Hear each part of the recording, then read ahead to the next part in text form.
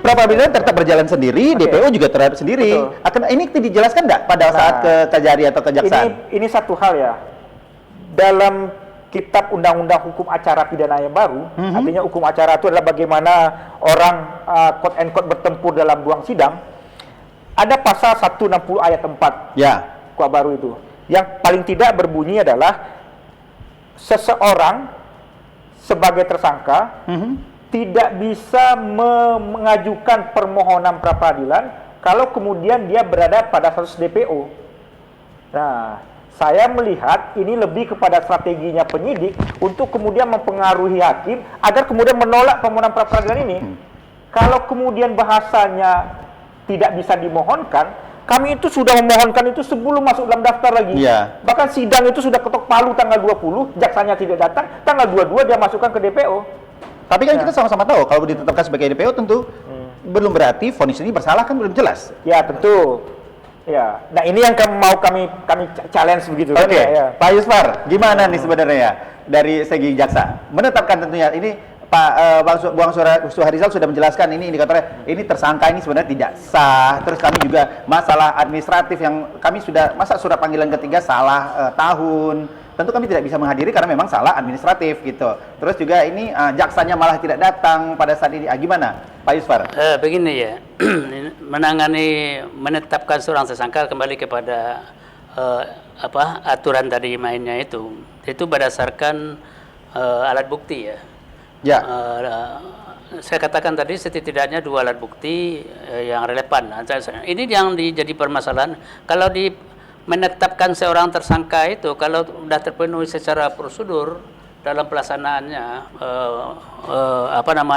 pemeriksaannya sudah dilakukan sebagai saksi, dan kemudian digelar perkaranya, dan kemudian dibuatkan suatu penetapan sebagai tersangka, itu sudah melalui prosedur gitu. Betul. Melalui prosedur.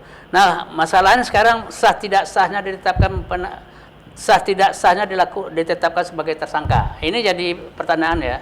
Apakah sah atau tidaknya? Nah, tadi Pak Suharizal mengatakan ini perkaranya adalah administrasi atau perdata atau prestasi atau sebagainya, bukan perkara korupsi. Nah, ini kalau saya melihat ini kan belum masuk kepada pokok perkara ya. Jadi intinya kita yang dilawan Pak Suharizal sekarang masalah pra peradilan penetapkan sebagai tersangka itu sah atau tidak. Itu yang diuji di pra peradilan ya.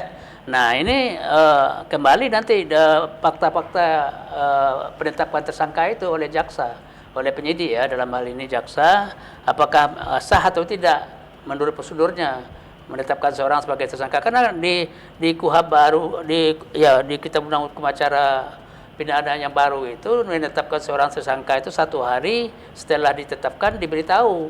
So dia panggil sebagai tersangka, diperiksa sebagai tersangka. Baik. Nah kalau sudah prosedur itu yang dilakukan oleh penyidik sudah sesuai dengan SOP-nya, kalau di kejaksaan itu ada SOP-nya lah ya. Jadi kalau sudah sesuai aturannya mainnya itu, saya rasa penetapan tersangka tidak ada salahnya. Kalau soal perkara itu bukan perkara korupsi atau tidaknya, tentu nanti sudah masuk materi perkara itu. Nanti bisa diesepsi, bisa dibongkar di sana nanti. Tapi kalau di perapit ini belum bisa itu. Tapi jika di hasil pra peradilan nanti menyatakan kalau seandainya penetapan tersangka BSN ini tidak sah, apakah nanti dari Kajari siap nggak untuk menyatakan kalau seandainya penetapan DPO ini juga tentu keliru secara hukum? Ya kalau masalah DPO kan itu karena udah dipanggil 2 kali. Biasanya kalau 2 kali dipanggil orang itu ada di KUHP baru itu sudah bisa dilakukan penahanan itu. Kalau dipanggil sekali, 2 kali dipanggil tidak datang, panggilan ketiga lah bisa dilakukan. Tapi itu hadir kuasa hukumnya? Tidak bisa ya, tersangkanya dong, yang dicalon tersangka itu. Kalau sudah ditetapkan sebagai tersangka. Kalau sudah ditetapkan tersangka harus tersangkanya hadir, orangnya hadir. Iya. Berarti itu sudah punya kewenangan. Jasa itu biasanya penyidik itu punya kewenangan untuk melakukan penahanan. Nah ini apakah dalam hal ini masalah DPO ini ya? Kalau biasanya bilang Pak Serja tadi apakah tidak dicari dulu? Nah, ini kan harusnya juga dari pengacaranya juga memberitahu kan, apakah apakah kliennya ada di Sumatera Barat atau tidak. Kliennya Kan gitu. ada, Ya. kliennya Kalau ada, ada, sampaikan. Iya. Ya. Kalau ada seharusnya dihadirkan seharusnya ya. Kenapa tidak dihadirkan Bang Suharizal? Dihadirkan. Kenapa tidak Begini, dihadirkan? Ini Iya. hati-hati juga Iya. nih nanti ya. Ini bukan apa-apa. Iya. Ini kalau tahu pengacaranya tidak mau menghadirkan saksi sekali 2 kali dipanggil, ini bisa mengenakan pasal menghambat penyidikan. Bisa juga nanti tersangka juga. Iya. Penasihat hukum bisa dijadikan tersangka nanti. Bang Suharizal, Iya. Bung silakan. ini hati-hati juga. Pertanyaannya begini, Hmm. apakah hak seseorang untuk tidak menghadiri panggilan? Jawabannya ya, hak seseorang untuk tidak datang. Itu satu poin. Yang kedua, apakah upaya paksa haknya penyidik? Tidak. Ya, upaya paksa hak penyidik. Pertanyaannya, apakah upaya paksa itu sudah dilakukan atau tidak? Jawabannya tidak. Tidak pernah datang ke rumah mencari. Tidak pernah ada tindakan. Nah, Berarti dari ya, kuasa hukum pengennya ada upaya paksa, begitu? proseduralnya begitu. Kalau orang sudah tidak datang 2 kali, ya sudah. Penyidik kalian punya kewenangan, lakukan upaya paksa, begitu kan ya. Ini era sudah canggih sekarang, begitu kan ya kan ya. Pak Yustar, Ya. dibutuhkan Ya. ya untuk upaya penjemputan paksa? Nah, makanya saya katakan tadi Iya. dipanggil sekali 2 kali kan. Kalau tidak datang ya bisa saja dicari dia di mana keberadaan. Tapi mungkin jasanya nggak ketahui ya di mana di barang ini ada gitu kan. Jadi susah juga. Tapi kalau pengacaranya tahu di mana orangnya, harusnya dia penyidiknya ngubungi juga pengacaranya. Kalau memang pengacara mengatakan bisa ada orangnya, ya harusnya dihadirkan. Seharusnya kan kita ini di depan hukum itu sama untuk memperlancar proses persidangan ya. Berarti ini penyidikan. Kuasa hukum tidak Jangan menghalang. memperlancar gitu, seperti itu? Ya, itu risiko juga nanti bagi penasihat hukum yang menghalang-halangi penyidikan, ada pasalnya. Ya, tentu tidak segampang itu kemudian dianggap menghalang-halangi begitu kan ya. Betul. Ya. Ya. Setiap ada undangan kami datang, setiap ada telepon kami datang begitu kan. Setiap bertanya kami jawab. Kenapa Ya. tidak yang BSN-nya yang hadir? Ya, Di tentu kan itu kedua. kan kembali kepada yang bersangkutan Oke. begitu kan ya. Kan sekali lagi kan itu kan hak seseorang begitu kan ya untuk tidak datang Iya. begitu kan ya. Iya. Dan kebalikannya hak penyidik juga untuk kemudian melakukan upaya paksa penjemputan segala macam gitu kan ya. Sebenarnya nggak ada yang rumit di sini situ kan ya. Hanya kemudian seperti dibesar-besarkan gitu kan ya. DPO-nya dimunculkan, tujuan memunculkan DPO itu sadar atau tidak kan sebenarnya kan proses pra-peradilan yang sedang berjalan gitu kan ya. Memperdebatkan soal 2 kata itu kan ya. Ya. Telah didaftarkan atau mau mendaftarkan begitu kan ya. Nah, versinya penyidik hari sidang mereka hadir itu mereka anggap itu adalah batasannya begitu. Nah, sementara bagi kami adalah sidang itu sudah dibuka tanggal 20 lalu sebelum masuk data DPO. Nah, standingnya penyidik, standingnya jaksa, mereka anggap adalah hari kehadiran mereka. Nah, sehingga kemudian mereka tetapkan DPO, mereka hadir. Nah, tidak sah kata dia kan tentu tidak sederhana itu kan membaca pasal 160 ayat 4 tadi Pak gitu Yustar, kan ya. kalau tidak sesederhana itu, bagaimana detail cara kita membaca pasal tersebut sehingga penetapan DPO ini tidak murni karena mangkir saja, tapi memang sudah bagian dari proses ini? Ya, walaupun harinya sidang hari sidang hari itu kan, pas hari itu pula panggilan menurut Pak Sarizal tadi. Oh, ya. bukan Ya, Pak. Jadi bukan. Jadi gini, pasal 160 ayat 4 hukum acara itu mengatakan tersangka yang mengajukan pra-peradilan, tersangka yang memohonkan pra-peradilan tapi kemudian masuk dalam daftar DPO, maka kemudian dia tidak punya hak untuk mengajukan. Nah, tetapi kan ini kan kami sudah mendaftar dulu baru masuk DPO. Lain soal masuk daftar DPO barulah kami tidak secara hukum tidak bisa kami mendaftarkan pra-peradilan. Nah, terjadilah cara baca yang berbeda. Kalau menurut kami, mendaftarkan itu adalah ketika berkas itu diserahkan. Baru terhitung. Baru terhitung dia. Nah, lalu kemudian apalagi sidang pertama itu dibuka tanpa kehadiran jaksa tanggal 20 Januari sebelum DPO diterbitkan. DPO itu diterbitkan tanggal 22. Nah, jadi sekali lagi ini hanya seperti apa? Seperti mengembangkan opini untuk mengatakan bahwa pra-peradilan kami itu adalah tidak sah gitu kan ya. Tapi walaupun begitu, pra-peradilan tetap disidangkan di PN Padang kan, walaupun statusnya tetap DPO ditetapkan. Artinya objek peradilan itu keabsahan penetapan tersangka dan perkara ini Tetap diuji. tetap diuji. Iya. Gimana nih Pak Yuswan? Kalau pra-peradilan kalau udah disidangkan ya Pak, diuji, hakimnya kan lah ditunjuk. udah proses itu kan. Iya. Ya kita tunggu aja lah kalau memang proses persidangan pra-pin ini diterima atau tidak, penetapan tersangkanya tidak sah itu. Itu udah ada hubungannya dengan DPO tadi. Kalau udah lanjut aja sidangnya. Tapi menurut Bapak penetapan DPO ini murni memang karena mangkir tadi atau memang ada memperkuat Nah, posisi? itu kan ada mekanisme juga. Kalau Oke. sekali, 2 kali dipanggil, tidak datang, 3 kali dipanggil, tidak datang, tentu itu langkah berikutnya dia dinyatakan DPO. Itu memang portalnya seperti itu. Oke. Nah, ini yang kita sayangkan, walaupun pengacara ya, saya kan juga pengacara ini ya. Ya. Kalau kita yakin ya klien kita ini tidak bersalah ini, bukan perkara korupsi lah tadi katakan ya.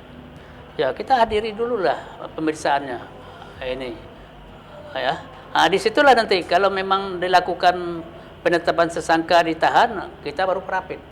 Menurut saya ya, ini kalau melihat bodi perkaranya, apa benar ini perkara ini periksa aja belum kan? Udah periksa belum, Pak Sarizal? Sebagai tersangka belum? Nah, ini kan belum tahu kita sebagai tersangka di mana kesalahan orang ini kan. Berarti 2 alat buktinya itu belum disampaikan atau? Nah, kalau masalah 2 alat bukti itu ya bisa saja dia alat bukti itu saksi-saksi kan udah ada. Ya. Barang buktinya mungkin udah ada seperti apa tadi perhitungan kerugian negaranya mungkin udah ada mungkin ya. Dari mananya saya nggak tahu lah ya. Kuasa hukum tahu bukti-bukti tersebut? Awalnya perkara ini di media muncul kredit fiktif. Itu keliru itu. Salah itu. Jadi beliau ini digoreng-goreng karena terminologi kredit fiktif. Yang terjadi itu sesungguhnya adalah anggunan itu ada. Oke. Anggunan itu kemudian di tingkat penyidikan diblokir oleh kejaksaan. Diblokir. Kalau fiktif gimana bisa diblokir? Ketika diblokir kami lawan. Menang kami di PT UN Medan ini, di PT UN Pekanbaru. Blokir itu terbuka. Nah, artinya adalah anggunan itu ada, tidak fiktif, terbukti, kita uji di pengadilan, blokirnya bisa dibuka. Nah, bahkan sekarang begini ya, ini supaya publik tahu juga ya. Utang yang tadi itu sudah lunas, jaminan itu sudah kami ambil semua. Pertanyaannya adalah di mana negara ini rugi? Nantilah kita perdebatkan dulu soal apa kan keuangan BUMN begitu kan ya. Nah, Pak Yusfar, saya yakin Bapak akan segera berkomen. Kalau sudah yakin begitu ya pengacaranya, klien saya berani aja saya serahkan. Periksalah. Iya kan? Berani kita serahkan aja kalau udah yakin kita. Itu udah nampak peluang-peluang kita melakukan pembelaan kita kan. Nah, kalau memang jaksa nanti mengadakan upaya paksa melakukan penahanan, ya baru kita adakan perlawanan. Nah, apalagi nanti kalau mau menyangkut itu kan udah menyangkut pokok perkara ya. Ya. Pokok perkara itu biasanya kita melawannya kalau kita di pengacara itu di eksepsi itu. Kita buka itu di eksepsi itu. Karena di eksepsi itu sekarang di pasal 75 itu di KUHP baru itu jaksa itu sangat hati-hati dalam membuat surat dakwaan. Tidak bisa membuat surat dakwaan itu tidak ada kompilasinya dengan perbuatan tersangka itu sekarang. Jadi memang betul ini pasal 75 itu menyatakan kalau surat dakwaannya sudah batal, nah itu masih bisa diperbaiki. Tapi kalau dia katakan tidak sah itu tidak bisa lagi di upaya banding. Nah itu, ini saya lihat ini KUHP baru ini lebih lebih menguntungkan kepada terdakwa sekarang ini, ya. Jadi intinya persoalan ini ya kalau kita sebagai penegak hukum, baik sebagai advokat, sebagai jaksa, sebagai ya kita ini kalau memang disangka melakukan tindak pidana korupsi, kita proses dulu lah. Kita sebagai warga negara ya kita hadiri penyidikan pemeriksaan itu. Nanti akan dijawab di sana. Nanti kan kalau sudah diperiksa sebagai tersangka, itu semua nanti diekspos lagi itu. Diekspos lagi apakah ini layak perkara ini disidangkan atau tidak. Ini kewenangan juga pada jaksa. Nah, ini kan belum sampai ke situ arahnya. Baru pemanggilan tidak hadir, misalnya gitu ya. Betul. Nah ini juga menghambat ya, menghalangi proses penyidikan oleh jaksa. Nah kalau saya, apalagi tadi Pak Sridhar katakan saya yakin itu perkaranya bukan perkara korupsi, udah serahkan aja. Datang aja, hadiri panggilan itu biar diproses. Tapi itu pilihan BSN untuk tidak hadir. Itu resiko sama dia nanti. Udah Bang pasti Suharizal. resiko. Ya, sekali lagi ya, itu bedanya penasihat hukum dengan kuasa hukum. Oke. Dalam perkara pidana ada batasannya. Nah, beda kalau kemudian itu dalam rangka perkara perdata begitu kan ya. Makanya semuanya dikembalikan kepada yang bersangkutan. Karena toh dengan kehadiran kami pun itu sebenarnya bukanlah kehadiran yang bersangkutan, beda dengan perkara perdata.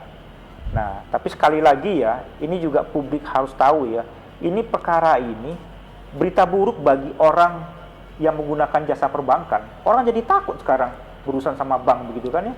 Masa kita minjam saja bisa dipidana korupsi begitu kan ya. Nah, artinya adalah ada perkembangan hukum yang kemudian juga masyarakat bisa belajar dari soal-soal yang seperti ini. Nah, apakah ketidakhati-hatian begitu kan ya, orang pihak bank debitur mengikatkan diri dalam sebuah perjanjian, dalam sebuah kontraktual, toh kemudian ini banknya adalah bank plat merah, jika terjadi anggaplah kelalaian misalnya begitu kan ya, lain soal misalnya ini anggonannya bodong gitu kan ya, lain soal, misalnya gampang kita katakan ada korupsinya karena ini bank plat merah begitu kan ya, atau ini murni perjanjian utang biasa begitu kan ya. Ini tidak utang biasa, ini tidak seperti utang diletakkan sertifikat lalu kemudian 34M keluar, tidak seperti itu. Nah, lalu lagi kemudian yang melawan akal sehat lagi, yang bersangkutan itu dari 2014 sudah bayar itu. Sudah bayar. Yang dilakukan oleh penyidik tanggal 15 Desember 2025 datang ke bank, uang cicilan itu diambil sebagai barang bukti. Coba bayangkan begitu kan ya. Anda nih ya, Wery punya sertifikat, letakkan di bank, dapat uang, bayar. Tiba-tiba korupsi, cicilan yang tadi itu diambil begitu. Pak, yes Ya. Pak. Semudah itukah? Semudah itukah juga stigma ini, kejadian ini bisa membuat kami sebagai masyarakat kayaknya kami tidak yakin untuk melakukan transaksi dengan bank. Bukan demikian ya. Ini kan proses. Ya kita kemarin itu ada juga kasus kredit macet ya di Bank Nagari itu. Ada. Kemarin dia tidak salah dihentikan perkaranya. Orang kredit macet juga. Nah, tapi anggunannya itu dengan utangnya itu melebihi anggunannya. Nah, ya. Jadi intinya di sini setelah dianalisis dia sanggup bayar utang itu, tapi dijual asetnya itu tertutup utangnya. Nah, jadi ada juga pernyataan dari bank itu bahwa dia tidak rugi. Nah, berbeda dengan ini. Kasus ini kita tidak tahu, saya tidak tahu ya. Itu ada kasusnya dulu di Bank Nagari seperti itu. Nah, kalau ini banknya bagaimana Bang BN ini? Apakah memang ada di mana kerugian bank ini? Kalau memang menurut penasihat hukum tadi mengatakan dia utangnya sudah lunas, borohannya cukup, kok ada kerugian 34 miliar itu dari mana? Itu tanda tanyanya.